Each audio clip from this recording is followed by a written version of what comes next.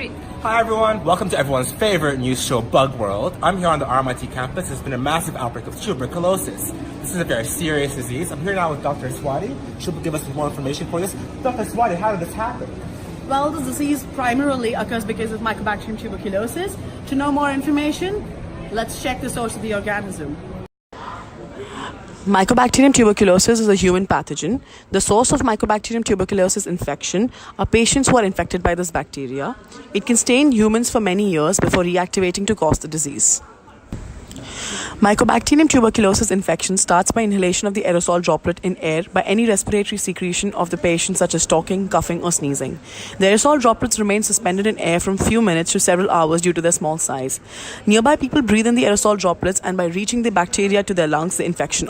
Mycobacterium tuberculosis are non-motile, non-spore forming. They are obligate aerobes with a slow generation time of approximately 15 to 20 hours.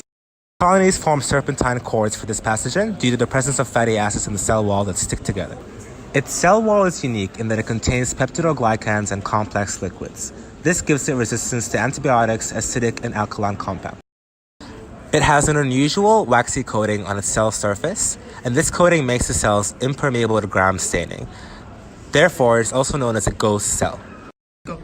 Hi everyone, I'm now at RMIT's microbiology laboratories. As you can see behind me, there's all these scientists working very hard to try to think of ways to isolate this dangerous pathogen. Here's some more information about the different isolation methods available. M. tuberculosis can be isolated from sputum samples and can be cultured in the laboratories using solid media such as low-instant Jensen. Mycobacterium tuberculosis is positive for catalase as well as diacin production. Analytical techniques used for detection are PCR-based techniques, Maldi-Toff and prop-based techniques, and assaying. Alright everyone, I'm leaving the RMIT campus now and looks like there's an infected student right here. Help me, I'm coughing blood! Here's some more information about the disease. Mycobacterium tuberculosis inflicts a contagious infectious disease called tuberculosis. It could either be latent or active depending on the ability of the person's immune system to defend against. Tuberculosis most commonly affects the lungs. It can also occur outside of lungs, most commonly in the central nervous lymphatics, genitourinary systems, or in the bones and joints.